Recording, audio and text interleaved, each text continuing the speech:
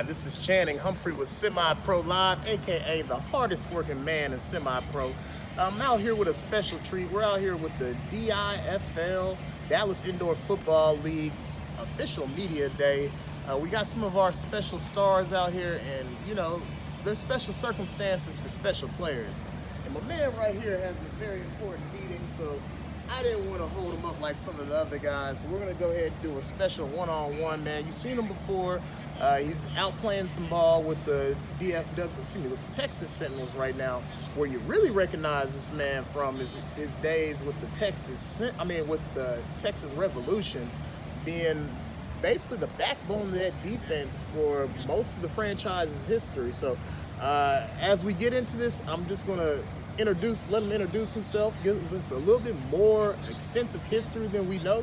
As far as a lot of us at home know, we only know him from the professional field and playing with the Sentinels. So I want to know where you came from, what college you attended to, and what got you to this position where you got a lot of big opportunities in your future, man. So DeWayne, just introduce yourself to the audience. As you know, DeWayne Autrey, ball hawk as I gained the name, basically left home, following the dream. My mom's words back in 2008, went off to college in Kansas, NAIA ball, and at Bethany College and everything like that. Played my freshman and sophomore year there, and ended up losing my mom while in college my junior year, and having my son 3 weeks later. And then God just kept me. I mean, it was just something in me. I knew it wasn't over. Started working, things like that, a little finish line and things like that. And someone came up to me and was like, "You look like you can play ball." Basically invited me to my first professional workout, which was back in 2012 with the Savannah Bombers. And in that same year, basically led the lead in interceptions, got Defensive Rookie of the Year. And then little did I know about the arena game, but I continued doing so. And 2017, Texas Revolution brought me back home since I was gone since 2008. And with that opportunity, came, played ball with the Revolutions and made a name for myself back home as well. And kind of fell under this past season and things like that, but just like I believed before, like I knew God wasn't finished with me yet, so I just stayed on my grind. That's when I linked up with one of my coaches, Coach Dupree Jones, and he was actually at a professional facility out in Argyle called 19 Performance, and that's where a lot of the a couple of XFL and top athletes in the surrounding area actually go to gain more skills and practice more on their technique and beat the curve of their peers. And in doing so, it just basically got some things lined up for me to possibly get in the door with the XFL. And that's where I wanted to basically take this from arena, semi-pro, and just show a lot of other athletes, as long as keep that passion and stay focused on the grind, and don't give up and don't, play around with the mission that you're on. Basically, them doors won't close on you, and that's basically what's going on with me. I don't know how it happens continuously, but I definitely do know God, He's the one that's steering the wheel for me, and like the passion and desire to keep going up, whether it's XFL, CFL, overseas, or even getting into the NFL. I know if that's in His will and that's what He wants for me in my path, then just stay on it and keep the drive alive, and it'll be lined up for me. All right, man. That's a story of basically the marathon. Shout out to the brother we lost, Nipsey, man. The marathon continues. Yes, it does. But, yes, it does. Man, on that subject, so what about you as a player do you think has allowed you to have such longevity? Because despite what path you're on, in football age, you start to get up there years, yet you are still playing with the same intensity and the same athleticism as some of the younger players that we see on the field with you. Basically, with that training, what it comes down to today, in this day and age, like what you see a lot of people, is technique and conditioning. And so, like, that's what I started focusing more on, was staying on top of my technique, keeping my conditioning up. Like, you see players like Charles Woodson that retired at the age of 39, and like, on top of that, how many more years, like, were they in the game or playing the game? But the thing was, as long as you stayed on top of the technique and conditioning, you were able to go out there and showcase those skills. And that's basically like what I really took from it. And I understood that was the same thing that was going on with me, because here at the age that I am, like, I'm faster, stronger, like, as far as where I was like back in college and things like that. Let's talk a little bit more about opportunities.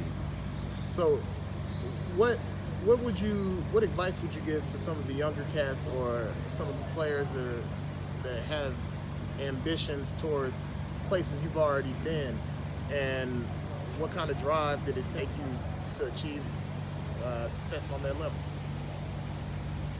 Basically, like at times, when you feel like giving up and things like that, you have to basically turn that back into like your pure drive, to know like God didn't give us this talent for no reason, it's only select few that actually get to take what we do and put it in showcase and inspire others. Because in the time of me actually doing this, like, I know that I lost significant like people close to me, like mom, sister, cousin, and that's like real close people, uncles and things like that, from the same things that other people are going through in this life.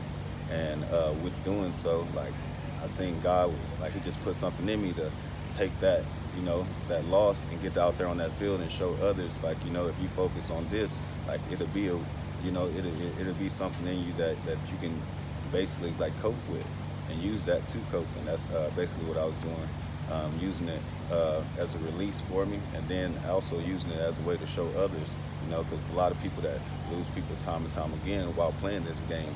And some people at times, like, they stop and never, pick up or play another snap.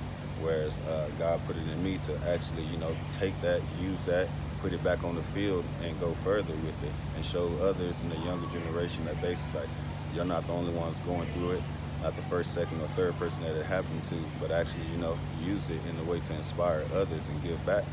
Like, basically, like, even with the knowledge that I've gained, it's like I talk with the younger people and people, my peers, and basically let them know, like, with these opportunities, like, you can't mess them up, like, because you only get one. Like, honestly, you only get one opportunity to sit there and actually go out and showcase, like, that dream that a lot of us had, like, coming up elementary, junior high, high school. We only knew NFL, D1, but then as you grow and realize, like, it's more avenues, there's more doors out there if you stay focused and actually, put yourself out there and keep yourself out there. Well, now we had an interesting conversation before we got started, and you're one of the guys. You're a fun guy to be around. But one thing I've noticed, and it's been a lesson to me as well, is you take your responsibilities as a role model and as a pillar in your community serious. Yeah. So tell me a little bit more, because some of the guys, on this level, the semi-pro level, this may be something they need to hear. Tell me a little bit more of the responsibilities that come with the profile that you've gained, and how you deal with being someone that younger cats and even cats on your level look up to. Basically, just remembering, like, when I was younger, like, it wasn't like really people, like, a professional or somebody around that would actually, show me or advise me or guide me the right way. And so it was a lot of learning on my own at times, sometimes making those mistakes, and sometimes, like, messing up an opportunity, but then understanding, like, when I am on the right path and I am leading the right way, like, more doors, more opportunities are going to come, and that's what God basically set up for me. So in doing so, that's what I just really started doing. Like, it wasn't about, barking at cats. It was really like getting in their ear and really letting them know, like, hey, if we're gonna do this, like, we need to do this the right way, because it's a whole nother wave right after us, you know. Like, we don't want the next generation coming out and losing these opportunities or messing up on these opportunities that we could have been the ones that could have stepped in, even if it was a minute, 30-second conversation, and actually talk to them and guide them, you know, and inspire them the right way and let them know, like, hey, like, what we got going on and what you're doing, like, you can actually open doors for yourself, your family, your friends, like, and your peers. So it's like it takes, you know, a village to raise a child, and that's what a lot of us understand. And it's like, now that I'm in the position to help others or inspire others or even, you know, guide them the right way, that's all I really wanted to do. And that's interesting that you say that. And with the opportunity, I mean, you're someone who's gotten to play football around the country. You've gotten to play at multiple venues, multiple states. And I'm from the out of state. I've lived a long time in Texas, but I'm originally from Columbus, Ohio, Akron, Ohio. So coming down here and seeing the level of play, the level of facility, the amount of money that's put into it, the uniforms, the jerseys, the athletes. Tell the audience at home, you know, a little bit more, since you've played in Colorado, other states on the semi-pro level. Let them know the difference in money and privilege that we have here compared to the difference in how serious we're taking it. Like, basically, like, I know for sure, like, when I actually got that opportunity to play with my Colorado team while I was up there, like, it was the way that my peers and teammates and coaches in the organization actually treated that and attacked that was on such a professional level. It was like, it wasn't just like saying it, it was actually, you know, like, practices were actually going to be practices, you know, getting out there, getting sponsors for the team, not just for yourself, like making things a lot easier for the team, actually putting ourselves in the community and things like that, and staying in the community, high schools, junior highs, and things like that, and actually, you know, that put us in a place where we were getting, you know, interviews from the news stations and things like that, whereas, you know, like, and it's not to knock my home, being back home in Texas and everything like that, but you can see a lot of times that a lot of people, well, a lot of times the organization doesn't, you know, really stand behind that, and a lot of opportunities get messed up for the players. But then as players, like, we can help out the organization or your own team by, you know, being a positive influence in your community, and, you know, like, showing, like, yeah, we are taking this serious, like, we are actually using this and actually attacking this as professionals, like, all the way around, from top to bottom, organization, you know, media, you know, the players, and it's just the more professional you are, you'll see that the more avenues, the more opportunities that you'll be able to keep for your team and organization. And I definitely did see that, you know, throughout traveling, throughout the years, and basically like that, and I'm playing football. All right. Well, I mean, as our time starts to wrap up, I got last group of questions. First, I know you used to be on the pro level, but let us know a little bit how the year going with the Texas Sentinels, and also, man, what do we have to look forward from you if you're not picked up already, and the DIFL, Dallas Indoor Football League? Well, I guess I can say, like, playing down with the Sentinels, like, I was able to put myself back in the position to showcase my skills and actually, you know, set the bar for myself among my peers. I know, like I say, I came into the league in 2012, and most interceptions I had in 1 year was 9. And then, you know, coming in here, like, I remember, like, I was sitting at 5, and I missed one pick when it was been number 6, and all I could think, like, man, I got to get back to this next game. And then we got back to the next game, and I set the bar, and actually had 4 interceptions in the game, and that's something, like, I never thought that would be possible for myself as an athlete. But the fact that, you know, the training that I put in and how I attacked that and wanted to set that bar for myself among others, it was actually worthwhile. Okay. Well, man, as we come to the end, before I let you go, I just want to get some information about, you know, what you got going on off the field, any organizations, anybody you want to shout out. And, man, I see your son is a beast on that rugby field, man. Let me get a little info shout out. We might need to go get an autograph from the next Autrey star. Yeah, I mean, that was just my boys just 2 years ago. Like being back in Colorado, both of them looked at me and looked at the trophies and awards and things like that, and it came out of their own mouth. But it was like, Dad, like I want to do all this and have all this and more. And it was like I told them, it's like whatever y'all want to do, you know, I'm all behind you, and we're gonna go from there. And the next thing you know, my son, he was like, Daddy, I want to play rugby. Yeah. And I was like, okay.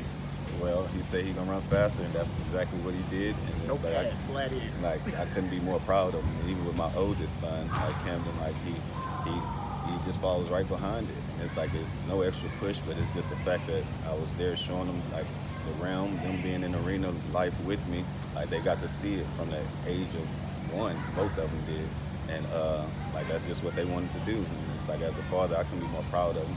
So it's like I really shout out to God when it comes to that, being a father and being in a position to be there for them and show them and guide them in the right way that I wasn't. All right. Well, hey, man. Sorry we're having to wrap it up. We got to get to our press conference. We got the soccer kids coming out on the field, but we'll see him tomorrow with the Texas Sentinels on Semi-Pro Live. Going for that 4-row interception record. I'm pretty sure he already has it currently. Also, for a special edition, we're going to have our press conference going on for the rest of the day. We're going to get ready to move on over to that. And later on today, we'll be out in West Texas in Eastland County to see the Cisco Wranglers take on RPA College live on the Texas Broadcasting Network. We'll see you guys next time on Semi-Pro Live, and this has been a Texas Broadcasting Company production. Appreciate you, man.